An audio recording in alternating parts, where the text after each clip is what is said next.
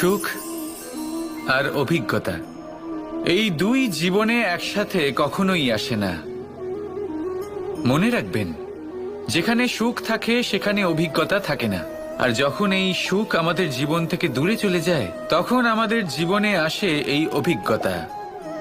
পরমাত্মা, প্রকৃতি, নিয়তি এই অভিজ্ঞতাকে আমাদের জীবনে পাঠান, যাতে আমরা একটা অত্যন্ত গুরুত্বপূর্ণ শিক্ষা, একটা জ্ঞান প্রাপ্ত করতে পারি। এই অভিজ্ঞতা আমাদের শেখায় যে অতীতে এমন কি হয়েছিল যা আমাদের করা উচিত হয়নি। আমাদের শেখায় ভবিষ্যতে এমন কি আছে যা আমাদের করা উচিত আর কি করা উচিত নয়। দেখতে গেলে এই অভিজ্ঞতা আমাদের সেই শিক্ষা দেয় যার জন্য আমরা সুখের দিকে উচিতভাবে অগ্রসর হতে পারি। সেই জন্য জীবনে যখনই দুঃখ আসবে, দুঃখের এই সময় আসবে, তখন হতাশ হবেন না। বোঝার চেষ্টা করুন এই পরিস্থিতি কেন এসেছে, কি শিক্ষা দিতে এসেছে। যদি আপনি সেই জ্ঞান লাভ করেন, সুখের পথে অগ্রসর হন, তাও উচিত রূপে, তাহলে এই অভিজ্ঞতার উদ্দেশ্য পূরণ হয়ে যায়। তাহলে আসুন আর আমার সাথে ভালোবেসে বলুন, রাধা রাধা। জীবনে শিখরে পৌঁছানোর জন্য মানুষের কি প্রয়োজন হয়ে থাকে? সিঁড়ির। কিন্তু তাও প্রত্যেক মানুষ, প্রত্যেক ব্যক্তি শিখরে পৌঁছতে পারেন না। এর কারণ কি? করতে থাকেন কিন্তু সিঁড়ি খুঁজে পান না। কিছু মানুষ খুঁজে নেন, কিন্তু তা পেয়ে এতটাই প্রসন্ন হয়ে যান যে তারপর আর কোনো কর্মই করেন না। খুব সোজা ব্যাপার। অনেক মানুষ সিঁড়ি খুঁজে পান না, আর যদি পেয়েও যান, তাও যতক্ষণ না তাতে চড়ছেন সেই শিখরে পৌঁছবেন কি করে? যতক্ষণ না আপনি পরিশ্রম করছেন, যতক্ষণ না সেই সিঁড়িতে আপনি চড়ছেন, যতক্ষণ না ক্লান্ত হচ্ছেন, আপনার পায়ে হাঁটুতে ব্যথা না হচ্ছে, ততক্ষণ এই শিখরে পৌঁছানোর সৌভাগ্য লাভ করতে পারবেন না। তাহলে কল্পনার সাথে কর্ম করুন, পরিকল্পনার সাথে পরিশ্রম করুন, সব কিছু পাবেন। আসুন আমার সাথে ভালোবেসে বলুন, রাধা রাধা। সমস্যা, কঠিন সময়, সংকট, বিপদ কার জীবনে নেই? প্রত্যেকের জীবনে আছে। কিন্তু আমাকে একটা কথা বলুন, যদি নৌকায় ঢেউকে ভয় পেতে শুরু করে, তাহলে সাগর পার করবে কে? কখনো কোনো ছোট্ট পিঁপড়েকে দেখেছেন, যে আকারে হয়তো ছোট হতে পারে কিন্তু বড় শিক্ষা দিয়ে যায়? কিন্তু আমরা শিখি না। এবার দেখুন একটা পিঁপড়েকে, যে ভোজনের খোঁজে বাইরে বের হয়, একটা ছোট্ট দানা তুলে নেয়। ছোট দানা তোলে কারণ তার থেকে বেশি সে তুলতেই পারবে না। সে দানা নিয়ে চলতে শুরু করে, কোনো দেওয়ালে উঠে পড়ে, আবার পড়েও যায়। সেই দানা দূরে কোথাও একটা পড়ে যায়, তা আবার খোঁজে, তুলে নেয়, আবার চলতে থাকে। পড়ে যায়, আবার ওঠে, পড়ে যায়, আবার ওঠে। সেই দানাটা রেখে দেয়, আবার বেরিয়ে পড়ে ভোজনের খোঁজে। পরিশ্রম করতে থাকে কিন্তু হার মানে না। এই শিক্ষাই তো আমাদের প্রাপ্ত করতে হবে।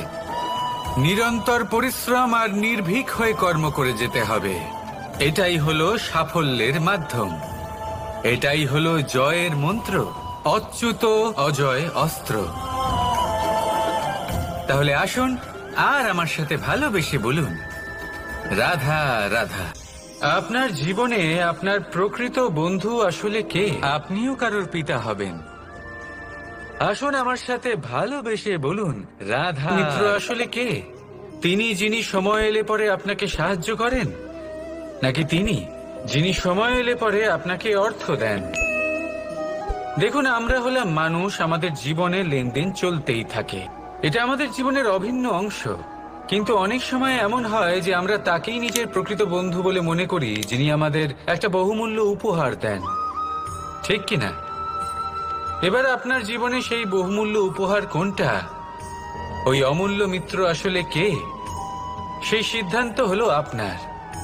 কিন্তু যদি আপনি আমাকে জিজ্ঞেস করেন, তাহলে আমার মতে স্বর্ণ, হিরে, মুক্ত, ধন এগুলো বহুমূল্য নয়।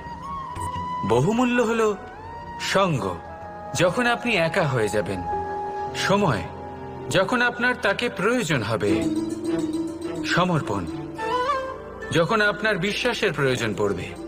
যে মানুষ আপনার প্রতি এই 3 গুণ প্রদর্শন করেন, যিনি আপনার কঠিন সময়ে আপনাকে অবশ্যই সঙ্গ দেবেন, যখন আপনার প্রয়োজন পড়বে আপনাকে অবশ্যই সময় দেবেন, আপনার প্রতি সম্পূর্ণ সমর্পিত থাকবেন, সেই হলো আপনার আসল মিত্র, সেই হলো আপনার প্রকৃত বন্ধু।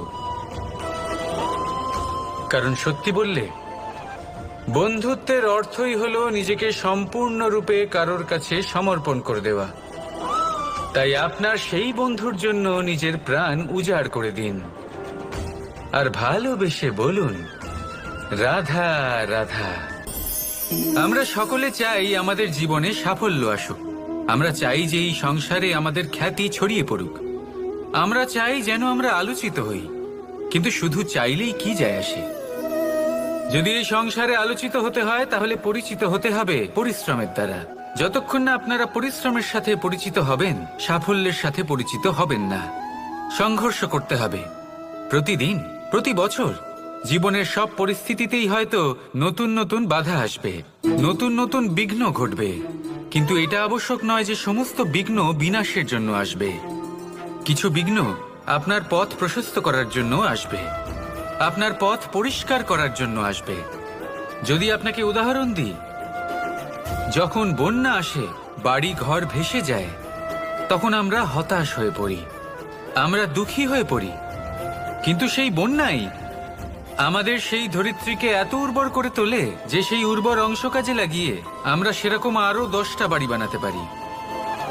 তাহলে ধন্যাত্মক থাকুন আর যে কোনো সংঘর্ষের জন্য প্রস্তুত থাকুন। জীবনে অনেক দূর যেতে পারবেন। তাহলে আসুন আমার সাথে ভালোবেসে বলুন, রাধা রাধা।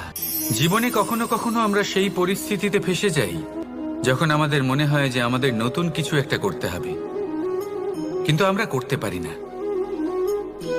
কারণ কোথাও না কোথাও আমরা রীতির দ্বারা আবদ্ধ, আর আমরা সেই রীতি ভাঙতে চাই না। কেবল একটাই প্রশ্ন আসে মনে, আশেপাশের মানুষ কি বলবে, আশেপাশের মানুষ কি ভাববে। আপনাকে একটা প্রশ্ন করি, কারা এই মানুষজন? আপনার জন্মের সময় এই মানুষজন কোথায় ছিলেন? যখন আপনি কোনো সমস্যায় পড়েন তখন এই মানুষজন কোথায় থাকেন?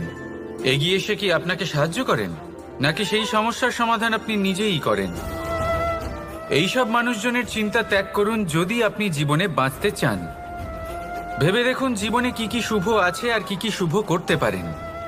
যদি তা স্রোতের বিপরীতে হয় তাহলে সংঘর্ষ করুন, কিন্তু এইসব মানুষজনের কথা ভাববেন না। ভেবে দেখুন জীবনে আপনি কি কি শুভ কাজ করতে পারেন। এটা ভাবুন যে আপনি কখনো এমন কোনো কাজ করে ফেলেননি তো যার জন্য কারো হৃদয় আহত হয়েছে। শুভর দিকে নিজের চিন্তা কেন্দ্রীভূত করুন, আপনার জীবনে সব কিছু শুভই হবে। তাহলে আসুন আমার সাথে ভালোবেসে বলুন, রাধা রাধা। আপনি কখনো পাখিদের দেখেছেন? যেভাবে মানুষ তার সন্তানকে জন্ম দেয়, পাখিরাও সন্তানদের জন্ম দেয়। আর যেই তার সন্তান এই সংসারে প্রবেশ করে, সেই পাখি তাকে আগলে রাখে, তার যত্ন করে, ওর জন্য বাসা বানায়, ওর জন্য দূর কোথাও থেকে খাবার নিয়ে আসে, নিজের ঠোঁট দিয়ে ওর মুখে খাবার খাইয়ে দেয়, সবকিছু করে।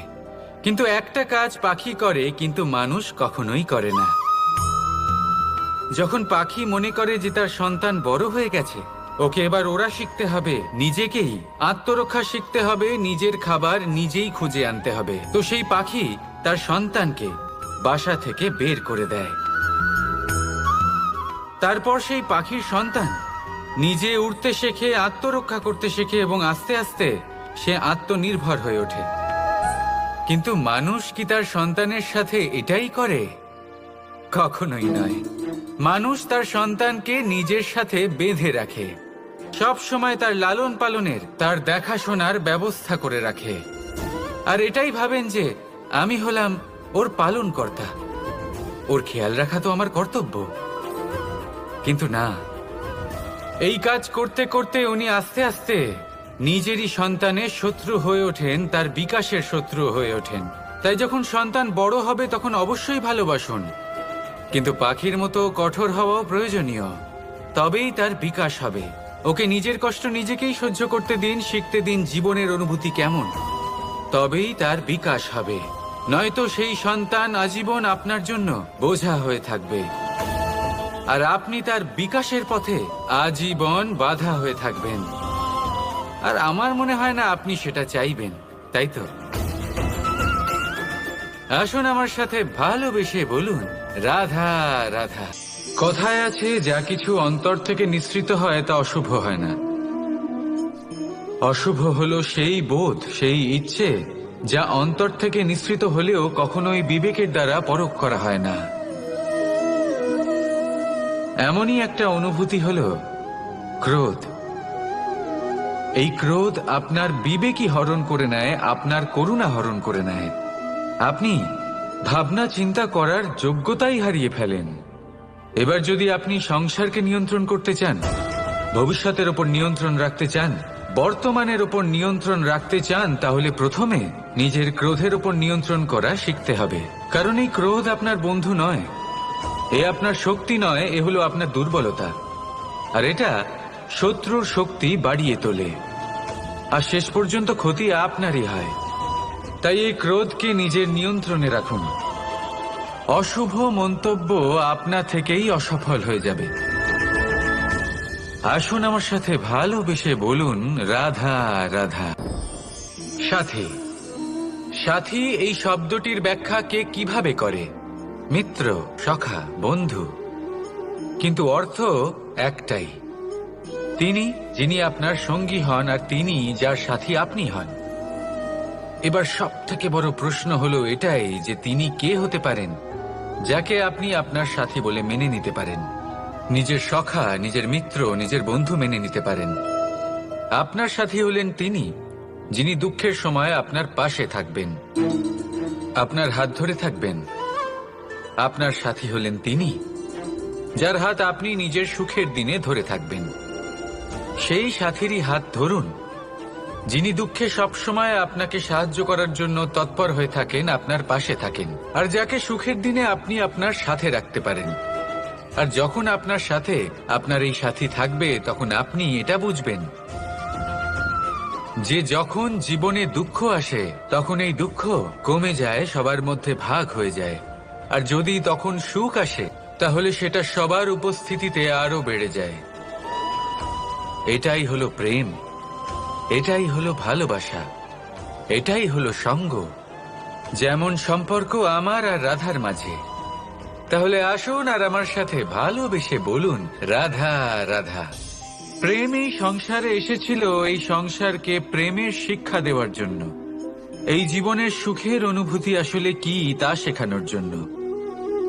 কিন্তু যদি সত্যি কথা বলি, তো আমি নিজেই প্রতিদিন প্রেমের নতুন নতুন স্বরূপ দেখতে পাই, প্রেমের একটা নতুন অনুভূতি প্রত্যেক নতুন দিনে।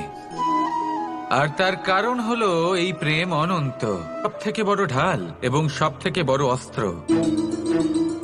এই প্রেম ছাড়া না কোনো ন্যায় হয় আর না কোনো শাস্ত্র, না জীবন আছে আর মধ্যে বাস করতে শুরু করে, তাহলে কখনো কোনো সমস্যাই হবে না। আর যদি হয়েও থাকে তাহলে তা স্থায়ী হবে না। এই প্রেম কি না করতে পারে? এই প্রেম সমস্ত সমস্যা মিটিয়ে ফেলতে পারে, আপনার মনের মধ্যে অহংকারকেও বিনাশ করে দিতে পারে, আপনাকে সাক্ষাৎ ঈশ্বরের সাথে দেখা করাতে পারে। তাই প্রেমের দ্বারা প্রয়াস করতে থাকুন এই সংসারের প্রত্যেক মানুষকে, প্রত্যেক বস্তুকে, প্রত্যেক জীব জন্তুকে ভালোবাসবেন।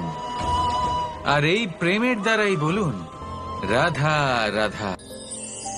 মহাদেব সেই দেবতা যিনি মহান, যাকে দেবতাদের দেবতা বলা হয়, মহাদেব বলা হয়।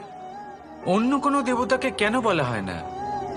সেই কারণ মহাদেবের মধ্যে, ওনার মধ্যে এমন এক বিশেষ গুণ রয়েছে যা অন্য কারণ নেই। তা হলো নিঃস্বার্থ হয়ে মানুষের সেবা করা।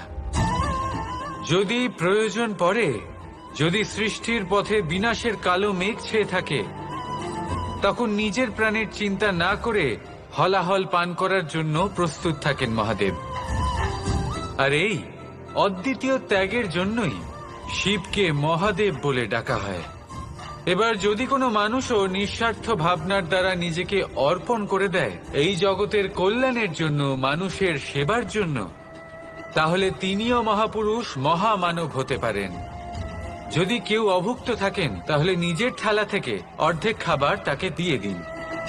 যদি কেউ অসুস্থ হন তাহলে তাকে সেবা করার, চিকিৎসা করার চেষ্টা করুন। এই জীবন শুধু নিজের জন্য নয়, অন্যদের প্রতি, সমস্ত সংসারের প্রতি উৎসর্গ করুন। যদি এইসব মানুষ শিখে যান তাহলে তিনি মহাদেবের পথে অগ্রসর হতে পারেন। যদি মানুষ নিঃস্বার্থ ভাবনার দ্বারা এই সংসারের সেবা করতে শিখে যান তাহলে তিনি নিশ্চিত রূপে মহামানব অবশ্যই হতে পারবেন।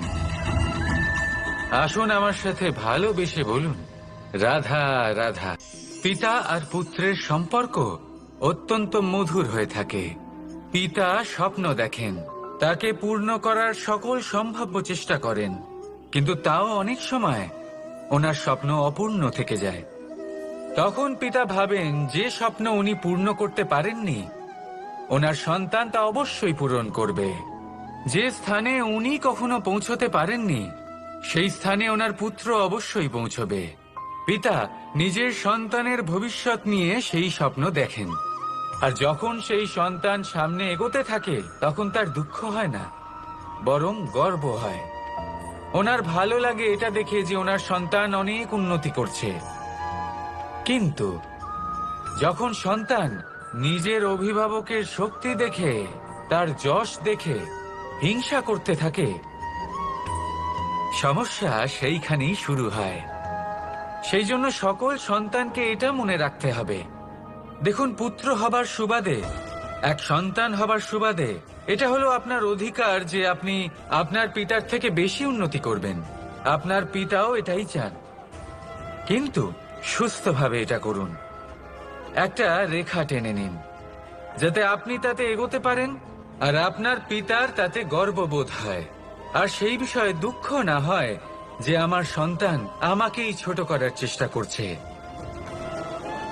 ইতিহাস সাক্ষী রয়েছে, যে মানুষ অন্য কাউকে ছোট করার চেষ্টা করেছেন সেই মানুষই ছোট হয়ে গেছেন। আর আমার মনে হয় না আপনি এটা চান, কারণ কোনো একদিন আপনিও কারোর পিতা হবেন। আসুন আমার সাথে ভালোবেসে বলুন, রাধা রাধা।